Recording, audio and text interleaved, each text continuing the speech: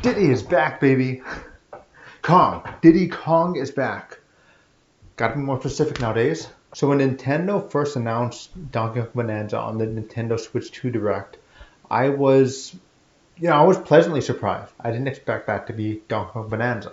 I expected it to be, initially I thought it was either the next Zelda or maybe the next Mario game.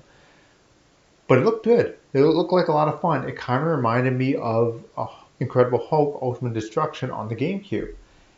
But my excitement kind of went down a little bit after I started hearing people who played it in the Switch 2 event when they got their hands on the Switch 2 and various games. Some people got to play Donkey Kong Bonanza, and it was very mixed. Some liked it, some really weren't into it. So I was thinking, okay, I kind of need to see more to start to get more excited about it. And then they announced the Donkey Kong Bananza Direct. And I was saying, okay, this is your chance to convince me. This is your chance for you to get everybody excited and hyped for this game. So we all saw it.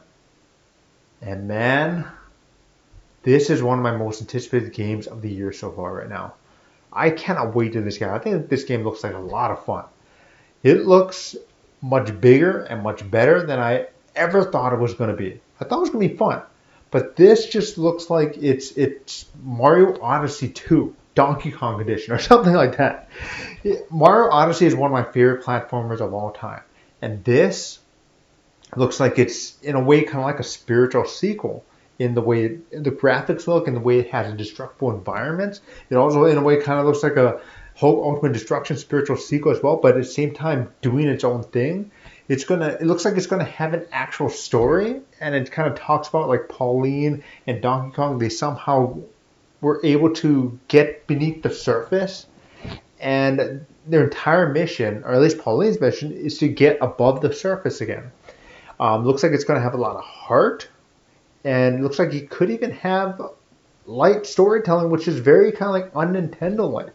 At times, it feels like it's a little Pixar-like. I felt like the way the story was kind of like unraveling itself in this trailer, and the way Pauline starts talking about her dream and her love for singing, it feels kind of like a Pixar movie.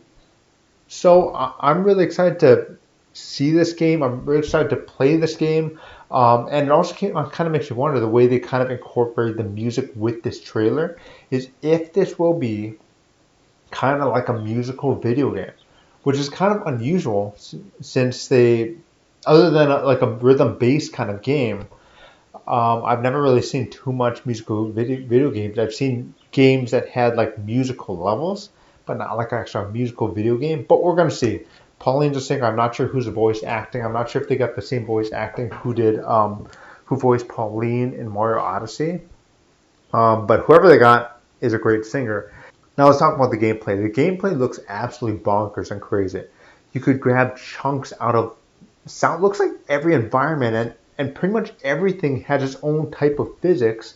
So, of course, you have like rocks that you could grab chunks on, but you could also grab chunks of sand. You could grab chunks off your enemies and smash them against your enemies.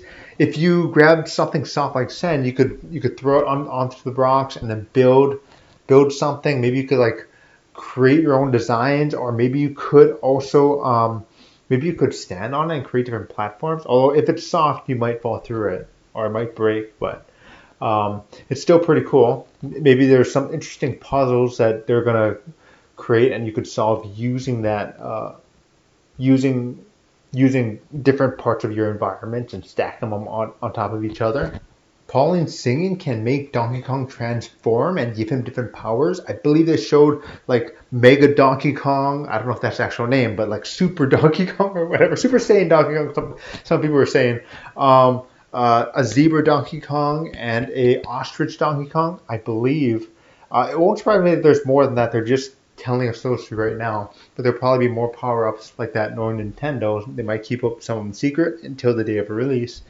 They also have a skill tree where you can build your own skills, and he also has like a sonar ability, which is able to see bananas hidden within the environment, and you can upgrade your sonar ability that could extend the range of it.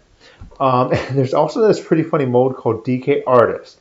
Now, we all know what happens if you give the internet too much power. And this may seem that mode for this game. It's going to give us too much power, and some people are going to create some interesting things. They did not learn their lesson from Tears of the Kingdom and interesting inventions fans were able to make creating that. The problem is if you give fans too much power, they're going to create some very, let's say, interesting creations.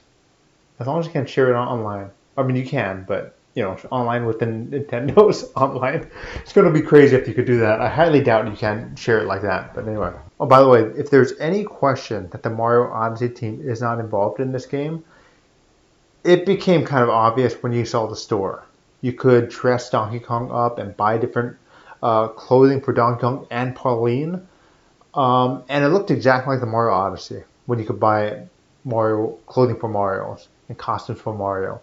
It looked exactly the same. So I'm pretty sure, 99.9% sure right now, that the Mario Odyssey team is making this game, if there was any question before. Now, there's some very interesting questions regarding Pauline in this game. Nintendo has revealed that Pauline is indeed 13. Yet, in the original Donkey Kong, and Donkey Kong was her enemy who kidnapped her, she was an adult. And of course, in Mario Odyssey, she also was an adult in there. So that creates this entire crazy timeline in our heads that a lot of people are theorizing it. Could we have been possibly wrong about the original Donkey Kong all this time? So if Pauline and Donkey Kong were friends, and Donkey Kong in a way saved Pauline in Donkey Kong Bananza, does that mean that in the original Donkey Kong, he was actually trying to save Pauline from Mario?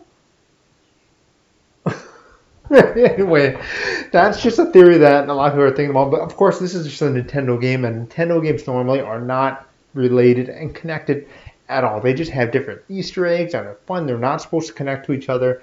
We're just having fun with this particular theory and question and just thinking about it in our head. But man, all that said, this Nintendo Direct, this Donkey Kong Bananza Direct did exactly what it set out to do.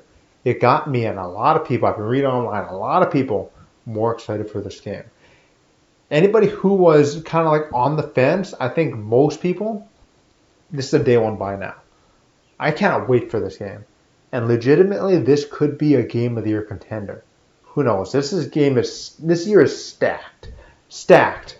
But now we have another game to really look forward to, especially if a Nintendo Switch 2. I think some people could be buying a Switch 2 just for this game. And man, less than a month away. July 17th. Can't wait. So are you excited for this game? Did this really up your hype, or did this even lower your hype, or is it around the same right now? Leave your comments and your opinions in the comments down below. And if you like this video, please hit the like button and subscribe. And I want to thank you all for watching this video, and I'll talk to you next time. Talk to you later, everybody. Bye.